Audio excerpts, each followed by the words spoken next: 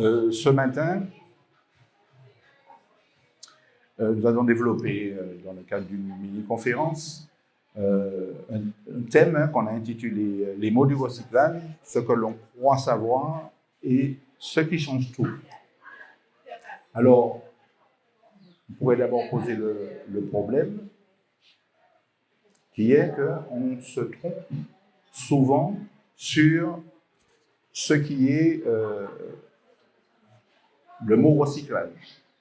En général, on met tout dans le recyclage. De manière courante, l'acception du mot recyclage, c'est qu'à partir du moment où on va réutiliser quelque chose, on va prendre un objet, le transformer et tout ça, on va dire qu'on recycle. En général, c'est ce qu'on pense. Et ça n'est pas le cas. Le recyclage, c'est lorsque l'on va transformer la matière du produit. Alors, l'exemple que je choisis souvent, c'est la bouteille en plastique. Puisque c'est l'un des déchets les plus fréquents. Cette bouteille en plastique, lorsqu'on va collecter, on va laver la bouteille, on va trier par couleur et on va faire passer dans une machine, on va réduire cette bouteille en plastique en paillettes. Et ensuite, ce qu'on va faire, on va faire passer ces paillettes de plastique dans une étuve, dans une machine, dans un four. Ça va fondre la matière plastique de manière à pouvoir produire un autre objet en plastique. Donc, ça peut être des préformes, en tout cas de nouvelles bouteilles, ou un autre objet en plastique quelconque. Ça, c'est du recyclage, parce qu'on intervient sur la matière plastique. Là, on peut parler de recyclage. En revanche, lorsque, et c'est le cas de Assise Insertion et Environnement, qui intervient sur plusieurs types de déchets, des déchets dits TLC, c'est-à-dire textile, linge, chaussures, tout ce qui est vêtements, linge de maison, literie et les chaussures. Alors on dit TLC, textile, linge, chaussures, parce que c'est le nom de la filière déchets. Parce qu'il y a plusieurs filières. Lorsque vous êtes sur la route et vous voyez des véhicules avec un marquage VHU, véhicules hors d'usage. Ça aussi, c'est le nom de la filière des déchets qu'on représente, les véhicules hors d'usage. Alors, AIE intervient sur la filière textile, linge, chaussures. Donc, on collecte les vêtements, du textile, des chaussures. On va trier. Et de ce qui ressort du tri et qui est encore utilisable, ça sera transféré sur nos friperies et revendu à moindre coût. Parce que c'est ça l'idée. Là, on n'est pas dans le recyclage. On est dans la réutilisation. Parce qu'en fait, à part la collecte et le tri, nous ne faisons pas d'intervention ni sur la matière, ni sur l'objet. Par ailleurs, dans le cadre, par exemple, de la ressourcerie où vous vous trouvez, et celle de Casse-Pilote, la Grande Bocante, là, ils interviennent sur d'autres catégories de déchets, notamment ce qu'on appelle, en termes de termes, justement, l'identification de filières de déchets, la filière DEA, c'est les déchets d'éléments d'ameublement, tout ce qui est meubles, lits et autres, et un autre type de filière, une autre filière de déchets qui s'appelle D3E, donc c'est DEEE, et déchets d'équipements électriques et électroniques. Là, les dons de nos compatriotes sont collectés chez eux ou sont directement ramenés sur place, sont vérifiés, sont testés, notamment pour tout ce qui est électrique et électronique, potentiellement réparés, si c'est nécessaire, c'est nettoyé, réparé, et à ce moment-là, on n'est toujours pas dans cette notion de recyclage, mais dans la notion de valorisation. La valorisation, c'est tout ce qui va être la transformation, la réparation, le nettoyage, le reconditionnement. C'est ça. Le recyclage, je le répète, c'est lorsqu'on va intervenir sur la matière. Alors, il y a une notion aussi, parce que c'est un terme anglais, notion d'upcycling. Alors, l'upcycling, on est dans le cadre de la valorisation. On va collecter un objet et on va transformer l'objet, pas la matière. On va transformer l'objet. Exemple, vous voyez ici, à ma gauche, le sac en jean. C'était probablement une jupe ou un pantalon jean qui a été récupéré et transformé en sac. Alors, dans la notion d'upcycling, il y a une notion qui est importante dans ce concept d'upcycling, c'est la notion de valeur ajoutée. En général, l'objet que l'on va créer va avoir plus de valeur que l'objet initial. L'exemple que je prends souvent, c'est l'objet des palettes en bois. Et vous récupérez une palette en bois, en termes de valeur, voilà, pas grand-chose. Et on peut transformer cette palette en meuble, en étagère. La seule limite qui existe en termes d'upcycling, c'est l'imagination. Comment? Alors, les termites, je serais tenté de dire que ça n'est pas un problème puisque justement c'est vérifié avant, c'est, comme je disais, vérifié, testé, voilà. Et puis, dans l'absolu, les termites font partie justement de notre environnement, ils ont bien aussi le droit de vivre. On pourrait imaginer les choses ainsi. Oui. Voilà. Et c'est vraiment important cette notion de valeur ajoutée.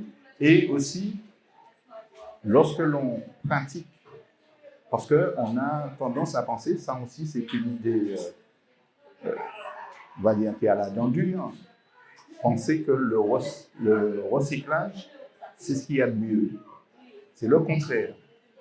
Parce que pour recycler, j'ai pris l'exemple de la bouteille en plastique, il faut beaucoup d'énergie et beaucoup d'eau. Et il faut de gros investissements. Et c'est pour ça d'ailleurs, par exemple pour la filière textile, il n'y a pas de possibilité de recyclage parce que ça serait compliqué de créer une usine localement. D'une part, parce que l'usine et la taille de l'usine qu'on va créer, il va falloir trouver la ressource. Alors, même si nous collectons beaucoup, puisque nous consommons énormément en Martinique en termes de textile, linge et chaussures, mais ça ne suffirait pas à faire tourner une usine. Donc, en réalité, on va monter une usine qui va coûter excessivement cher, qui va être très, très consommatrice en termes d'énergie et surtout en eau. Vous voyez? Alors que l'upcycling, très peu d'énergie, parfois rien du tout, éventuellement de l'huile de coude, vous voyez? Et pratiquement pas d'eau. Donc, il vaut mieux aller vers la valorisation et selon moi, le recyclage devrait intervenir vraiment en bout de course lorsqu'il n'y a pas de possibilité de recycler. Tout en sachant de valoriser, excusez-moi. Tout en sachant que même dans la valorisation, il y a la valorisation matière, hein, lorsque l'on va transformer la palette dans le cadre de l'upcycling ou autre, ou lorsqu'on va transformer un meuble, je sais pas, hein, des étagères, on récupère les planches et on en fait un meuble, ça c'est, on est dans le cadre de la transformation. Ben, quand il n'y a plus de ces possibilités-là, si je reviens sur le cas du textile et des chaussures, de ce que l'on collecte, parce qu'il faut bien aussi, parce que c'est tout un ensemble. AIE, Association Environnement, par le biais de son atelier chantier d'insertion qui s'appelle Martinique TLC, donc collecte les déchets textiles, linge et chaussures. Vous voyez, j'ai utilisé le mot déchets. À l'origine, vous voyez, les bornes oranges que vous voyez un peu partout en Martinique, les Martiniquais, en tout cas tous ceux qui résident en Martinique, ont la possibilité d'aller poser leurs déchets textiles, linge et chaussures dans ces bornes. Pourquoi je dis ça? Je le dis volontairement parce que nous sommes, dans ce cadre-là, opérateurs de déchets. Pourquoi? Parce que l'idée, c'est de faire en sorte que tout ce qui est textile, linge et chaussures ne se retrouve pas dans la nature. Vous voyez, c'est parce qu'on a... Oui, je comprends. C'est parce qu'on a une approche, d'ailleurs, très culturelle de ce que c'est que le vêtement que nous avons porté. D'ailleurs, avant, on ne s'en débarrassait pas. On en faisait quoi avant? Voilà, les ras de cabane. Vous voyez? Donc, au début, d'ailleurs, on a eu quelques difficultés, mais on a fait beaucoup de pédagogie, on a fait beaucoup d'informations pour inciter les personnes à aller déposer leurs vêtements usagés dans les bornes. Mais les personnes qui vont poser tout ce qu'ils ont comme vêtements, et ils ont raison, puisque nous sommes là pour enlever ce déchet-là de la circulation. Et il y a un tri. Et qu'est-ce que vous faites quoi? Des vieux. En général, vous mettez dans les... voilà. Et c'est pas fait pour ça. Pourquoi? Parce qu'il y a une notion aussi, quelque part, réglementaire. Une directive européenne qui dit qu'un déchet TLC ne peut être éliminé que par incinération. Par incinération. Donc, c'est interdit de brûler ça dans un coin du jardin, parce que brûler, ce n'est pas incinérer. C'est interdit de l'enfouir dans le sol. Voyez. Et lorsque vous mettez dans les déchets ménagers, tout n'est pas incinéré. Il y en a qui vont se retrouver enfouis sur le site du Robert. Vous voyez? Voilà. Alors que si ça passe par Martinique TLC, c'est trié, et ce qui n'est plus utilisable, étant donné qu'on ne peut pas recycler, puisqu'on n'a pas de structure de recyclage textile en Martinique, ça sera acheminé vers l'incinérateur. Et c'est important, comme c'est acheminé vers l'incinérateur, ça sera incinéré, et le fait de l'incinérer, ça produit de l'électricité. L'incinérateur que vous voyez là produit de l'électricité et est normalement mis dans le réseau électrique de la Martinique. Et c'est ça que l'on appelle la valorisation énergétique. À côté de la valorisation matière, qui est quand vous allez transformer l'objet en autre chose. Non mais justement, c'est le but justement de cette petite conférence, c'est pour justement bien utiliser les mots, mettre les bons termes sur les bons concepts en quelque sorte. Oui. Parce que les déchets mélangés, nos déchets, oui. Sont soit incinérés, soit enfouis. Oui. Et quand ils sont incinérés, ça produit de l'énergie, et lorsque c'est enfoui, ça produit rien du tout. Et il faut de l'espace. Parce que l'incinérateur n'a pas la capacité à... Oui. Alors pour les textiles, oui, puisque lorsque, en tout cas, ça passe par Martinique TLC, par notre centre de tri, c'est amené à l'incinérateur et c'est incinéré. Textile, linge, chaussures. Donc c'est tout ce qui est vêtements, linge de maison, literie et autres, et les chaussures, quelles que soient les chaussures. Alors effectivement, la réaction que vous avez en général, parce que c'est très culturel, l'approche que nous avons de nos vêtements, de nos chaussures, mais en Martinique, les gens donnent beaucoup parce que c'est rentré dans les mœurs, ça fait cette année 10 ans. Moi, je me disais que j'ai un vêtement, le vêtement n'est pas pour moi, Oui. je ne peux pas le donner. Oui, tout à fait. Alors, je ne savais pas que vous pouvez tout donner. Vous pouvez tout donner. Il y a un tri qui est fait.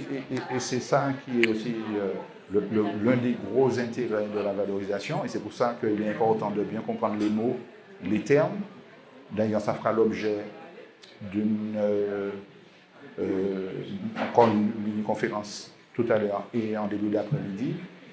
justement sur cette notion d'économie circulaire. Sur l'économie circulaire, on est dans le cadre de ça et de l'intérêt de chercher à valoriser, donc à réparer. Ça a plusieurs aspects. Ça a un aspect social, ça a un aspect économique.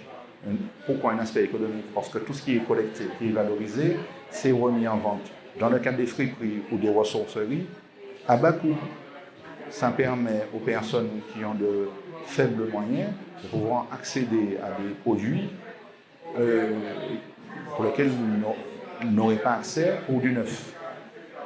Vous voyez? Donc, oui. Oui. Par rapport à l'incinérateur, j'ai compris qu'il y a une valorisation énergétique qui est faite, Oui. mais par rapport à tout ce que ça dégage, quel est le travail que Alors, en général, à cette question, je réponds des mots MAUX, on va choisir les moindres. Oui, voilà. Effectivement, l'incinérateur va émettre des fines particules, des gaz, un peu ça. Mais je ne suis pas convaincu que c'est pire que d'enfouir. Ça, je suis d'accord. Voilà. C'est pour ça, d'où ma réponse. Mais est-ce que c'est pire? Est-ce que c'est pas pire que de se dire comment je peux peut-être faire une usine ou quelque chose comme ça, ou réfléchir c'est peut-être ça. Alors justement, c'est justement ce que je disais un peu avant. Construire une usine, il faut des moyens. Alors, il faut des moyens. Il faut déjà pour la construction. Il faut des moyens énormes en énergie. Et il faut les moyens politiques aussi. Il faut que non, les moyens. Non, il faut une volonté. Il faut une volonté. Oui. Il faut une volonté. Mais en dehors de la volonté, on peut vouloir, et puis je veux dire ne pas pouvoir, ou on peut vouloir, et puis se rendre compte que finalement, ça n'est pas si une bonne solution que ça. Parce qu'elle va se poser la même question. Si l'incinérateur émet déjà de fines particules et des gaz à effet de serre, une seconde usine de recyclage, de transformation du plastique, du textile, ça ne sera pas mieux, ça sera la même chose. Vous voyez? Donc, il faut d'abord essayer de recycler le plus que possible. Et c'est ça, en quelque sorte, la valorisation et le cadre même de l'économie circulaire, c'est d'essayer de donner le maximum de vie possible à un même objet.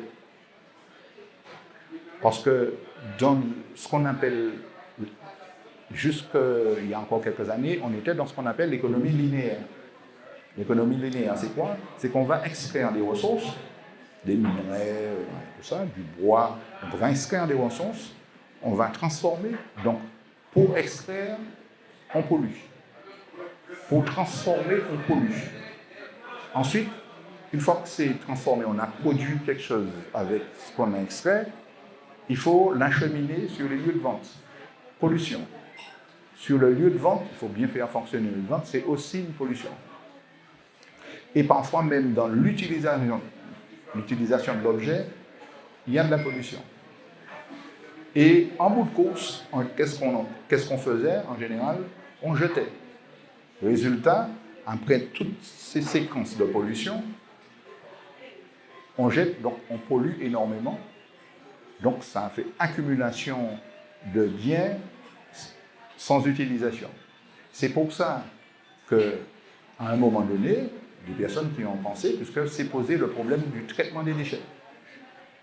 Ça s'accumulait à un tel point, et à un moment, quelqu'un s'est dit, au lieu de chercher des solutions pour traiter les déchets que l'on produit, ça serait mieux de ne pas en produire. Le meilleur déchet qui existe, c'est le déchet qu'on n'a pas produit. Parce que si on n'a pas produit, on n'a pas à le traiter en bonne cause. Donc, la solution, c'est, qui est une solution, on va dire, très louable, en fin de course, on ne va pas jeter, on va essayer de réparer, on va essayer d'upcycler, on va essayer de transformer pour remettre dans le circuit.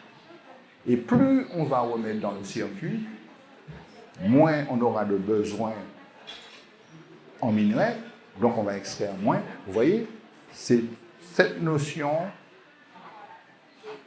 qui est justement circulaire, que ça puisse tourner le plus longtemps possible et éventuellement, en bout de course, parce qu'il y a des matières quand même ont une durée d'utilisation.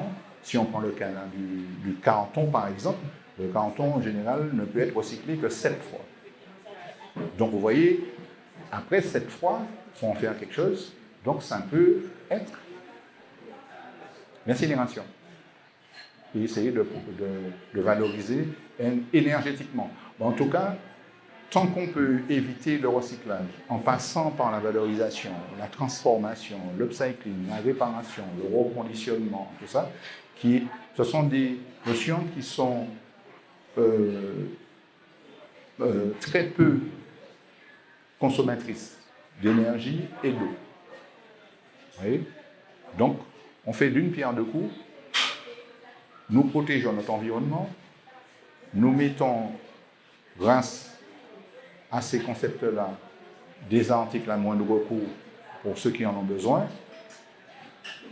Et en plus, là, il y a une notion un peu sociale, donc cette notion de mise à disposition d'objets à moindre coût, mais aussi cette notion d'insertion. Parce qu'en général, il y a ce qu'on appelle, peut-être que vous avez entendu parler de ça, ce qu'on appelle la loi AGEC. AGEC. C'est la loi anti-gaspillage pour l'économie circulaire. Cette loi, qui date de 2020 de mémoire, reprogrammée tous les 5 ans, avec quand même pour objectif pour 2040 la disparition des emballages plastiques à usage unique. Vous avez bien vu que lorsque vous allez au supermarché, on ne vous donne plus les poches plastiques. Alors essayez d'imaginer, avant, quand on y allait, on pouvait en avoir autant qu'on en voulait. Depuis que ça a été enlevé, essayez d'imaginer le volume de plastique qu'on ne retrouve plus dans nos déchets et dans la nature. Et de toute façon, quand c'est dans la nature, ça va finir à la mer. C'est pourri d'avance. Donc, cette loi en particulier, qui incite justement à réparer, transformer, valoriser. Voilà. AGEC, la loi anti-gaspillage pour l'économie circulaire. Et cette économie circulaire est en général portée par des structures associatives, donc des structures dites à but non lucratif. Et très souvent, des structures d'insertion. Donc il y a aussi cette partie-là, ça permet aussi de recruter toutes les personnes que vous voyez là depuis ce matin, autour de vous, qui interviennent. On avait l'exemple type, avec son manteau, qui répare un meuble. Donc des agents valoristes. Vous avez tout un tas de métiers amenés à se développer. Ça donne du travail aux gens, ça remet certains le pied à l'étrier, comme on dit. Et ça, c'est l'une des qualités essentielles de l'économie circulaire lorsque c'est porté par des structures d'insertion, ce qui est très souvent le cas. Est-ce que vous avez des questions? Alors, ce qui est important, véritablement, de retenir, c'est recycler. Alors, valoriser, ça n'est pas recycler. C'est toujours mieux de valoriser, mieux de réparer, de transformer, d'upcycler, Vous voyez, je vous ai parlé de cette notion d'upcycling, qui est une notion, c'est un mot anglais, qui a été théorisé par un Allemand dont j'oublie le nom, mais en réalité, c'est un concept, entre guillemets, pratiqué par les pays pauvres de manière générale. Vous voyez, dans les pays dits pays pauvres, les personnes n'ayant pas accès, ces sociétés un peu moins consuméristes que nous, n'ayant pas accès sans problème aux meubles, à l'électroménager, tout ça. Mais qu'est-ce qu'ils font? Ils se débrouillent, ils transforment. Vous voyez? Vous allez dans certains pays, vous voyez, alors, Cuba, par exemple, vous avez des véhicules américains des années 50 qui fonctionnent et qui font taxi. Vous voyez, qui transportent les touristes. Voilà. Vous allez dans plein de pays qui consomment, leur manière de consommer, c'est par la transformation des objets qu'ils ont, et tant que possible, ils réparent, ils transforment, et ça, encore une fois, pour l'upcycling, la seule limite, c'est l'imagination.